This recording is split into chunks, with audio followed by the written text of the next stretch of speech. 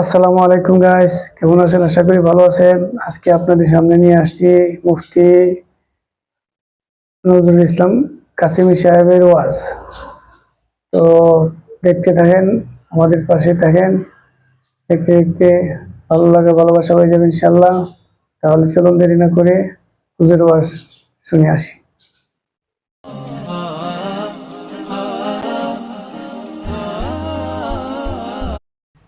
এক দৃষ্টিতে দেখলে সবই দুশ্মন, আখেরাতের লাইনে সবই দুশ্মন। দেখবেন সেলসম্যানের সাথে যে হাসিগুলা দেয়, ওটি যদি বাড়িতে দিত স্বামীর লোকে, তো কোনোদিন ঝগড়া হতো না। দেখবেন অনুষ্ঠানে যেভাবে সাজা যায়, এই সাজাটা যদি বাড়িতে স্বামীর সাথে সাজতো, স্বামীর জন্য সাজতো, স্বামীর কাছে সাজতো, তাহলে মনে হয় জীবনে ঝগড়া হতো না। সব সাজগোজ অন্যকে দেখানোর জন্য। স্বামীরে কি দেখাইব? বড় বড় চোখ, আমাবস্যা রাতের মতো চেহারা, এটা স্বামীকে দেখাইব। আর অন্যে গেলে একবারে হাসি দিয়ে কথা বলবে। আমাদের উপরে রাগ হয়ে যান না, রোগ দেখাইতেছি আর কি, ক্রিটিসাইজ করতেছি না। এটা হলো এই জন্য যে সুযোগগুলা কাজে না লাগানোর জন্য, দুশ্মনকে না চিনার জন্য। আমি চিনি নাই,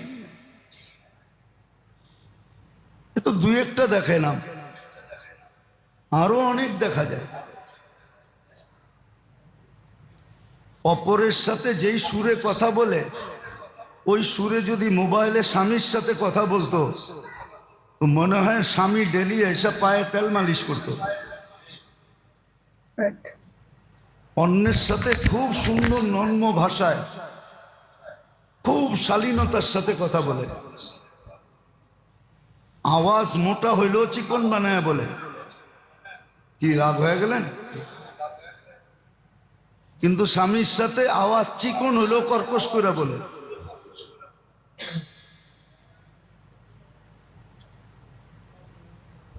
কেননা সত্য তো এটাই। রাগ হয়ে যাবেন। বিয়ের সময় তো দিনদারি দেখি নাই, বিয়ের সময় রূপ দেখছি। আমার রূপসী দরকার, দিনদার দরকার না। প্রবাদ বাক্য একটা বাংলায়ও ছিল, জাতের মেয়ে কালো ভালো, দিনদার মেয়ে কালো ভালো, নদীর জল গোলাও ভালো। দিন দেখা তো করে নাই। আব্দুল্লাহ ইবনে মুবারক রহমতুল্লাহ আলাইহির আব্বা মুবারক, উনি নিজের ফাঁদে নিজে ফাঁসা গেছিলেন। নদীতে পড়া আপেল খায়া ফেলছিলেন। খায়া চিন্তা উঠছে, এটা কারো না কারো গাছের তো হবে, না জিজ্ঞেস করে খায়া ফেললাম। এতটুকুর জন্য যদি আল্লাহ কালকে ফাঁসায় দেয় তো কি করব? তো বাটা যেদিক থেকে আসতেছিল উজানের দিকে হাঁটতে শুরু করছে। তো যা দেখে ঠিকই আপেল গাছ একটা নদীর ভিতরে ঝুঁকা আছে। বাগানের মালিকরে খুঁজা বের করছে যে ভাই তোমার গাছের আপেলই হবে, নদীতে পড়ছিল, খায়া ফেলছি, মাফ করে দাও। ওই বেটা ভাবছে মুরগা তো পাইছি, তোরে ছাড়ি তো ছাড়ি কি করে। বলছে এত তাড়াতাড়ি মাফ করা যাবে না, বাগানে মালিগিরি করতে পারলে মাফ করবো, নাহলে করবো না। বলছে ঠিক আছে করব, মাপ দরকার। দুনিয়ায় মালিগিরি সহ্য হবে, আখেরাতের আযাব সহ্য হবে না। একটু ভালো মতে বোঝেন। কিছুদিন পরে দেখে মালিক খুব চিন্তিত। একদিন সাহস করে জিজ্ঞাসা করছে, মালিক এত চিন্তিত কেন? যখনই দেখি এত বড় বাগানের মালিক, টাকা পয়সার তো অভাব দেখি না আপনার, আপনি এত চিন্তায় থাকেন কেন? তো বলছে বেটা তোর কাছে বইলা কি লাভ হবে? বলছে বইলা দেখেন না। বলছে আল্লাহ একটা মেয়ে দিছে, বয়স হয়ে গেছে, প্রস্তাব তো বহুত জায়গার থেকে আসে, রাজা বাদশার ঘরের থেকেও আসে, কিন্তু কোথায় যে বিয়ে দিব সিদ্ধান্ত করতে পারতেছি না। বলছে মালিক এটা তো সহজ, যদি খ্রিস্টানের তরিকায় বিয়ে দিতে চান তাহলে রূপ দেখা দিয়া দেন, আর যদি ইহুদিদের তরিকায় বিয়ে দিতে চান তাহলে মাল দেখা দিয়া দেন, আর যদি মোহাম্মদুর রসুল্লাহ সাল্লাল্লাহু আলাইহি ওয়াসাল্লামের তরিকায় বিয়ে দিতে চান তো দিনদার দেখা দিয়া দেন। বলছে বেটা তোর চেয়ে দিনদার তো আর কাউকে দেখি না দুনিয়াতে, চল আমার বাড়িতে। বিয়ে দিয়া দিছেন, ওই ঘরে আব্দুল্লাহ রহমতুল্লাহ আলাইহি পয়দা হয়েছে। কিয়ামত পর্যন্ত এত বড় মুহাদ্দিসও আসবে না, আল্লাহওয়ালাও আসবে না। সমস্ত আল্লাহওয়ালারা আব্দুল্লাহ ইবনে মুবারকের পায়ের নিচে। বড় পীর বলেন, বড় পীরও ওনার পায়ের নিচে। এত বড় আল্লাহওয়ালা আসবে না। তো যেটা বুঝাইতেছিলাম, সুযোগ তো কাজে লাগাই নাই, সোহবতে যা শিখি নাই। ফার্সিতে একটা প্রবাদ বাক্য আছে, হামসুনিমান ডাঙ্গরে নিস্ত, আমার চেয়ে বড় কে।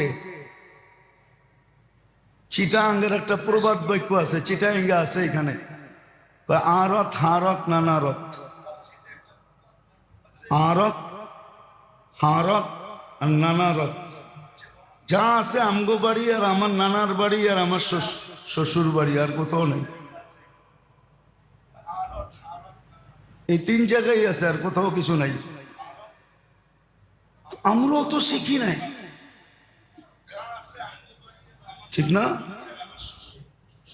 দেখবেন সেলসম্যানের সাথে যে হাসিগুলা দেয়, ওটি যদি বাড়িতে দিত স্বামীর লোকে তো কোনোদিন ঝগড়া হতো না।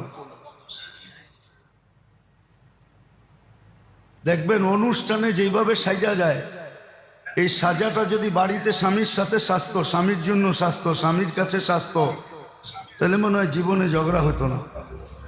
রাইট। সব সাজগোজ অন্যকে দেখানোর জন্য। স্বামীরে কি দেখাইবো? বড় বড় চোখ,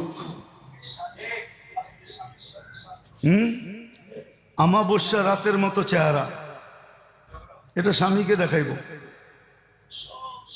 আর অন্যে গেলে একবারে হাসি দিয়ে কথা বলবে। আমাদের উপরে রাগ হয়ে যান না, রোগ দেখাইতেছি আর কি, ক্রিটিসাইজ করতেছি না। এটা হলো এই জন্য যে সুযোগগুলা কাজে না লাগানোর জন্য, দুশ্মনকে না চিনার জন্য। আমি চিনি না, এ তো দুই একটা দেখাইলাম, আরো অনেক দেখা যায়। অপরের সাথে যেই সুরে কথা বলে, ওই সুরে যদি মোবাইলে স্বামীর সাথে কথা বলতো তো মনে হয় স্বামী ডেলি এসে পায়ে তেল মালিশ করত। অন্যের সাথে খুব সুন্দর নর্ম ভাষায়, খুব শালীনতার সাথে কথা বলে, আওয়াজ মোটা হইলেও চিকন বানায় বলে। কি রাগ হয়ে গেলেন? কিন্তু স্বামীর সাথে আওয়াজ চিকন হইলেও কর্কশ করে বলে।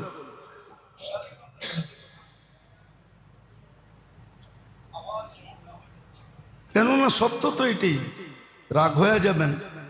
বিয়ের সময় তো দিনদারি দেখি নাই, বিয়ের সময় রূপ দেখছি। আমার রূপসী দরকার, দিনদার দরকার না। প্রবাদ বাক্য একটা বাংলায়ও ছিল, জাতের মেয়ে কালো ভালো, দিনদার মেয়ে কালো ভালো, নদীর জল গোলাও ভালো। দিন দেখা তো করে নাই। প্রিয় দর্শক, আপনাদের কাছে কেমন লাগছে ওয়াজ?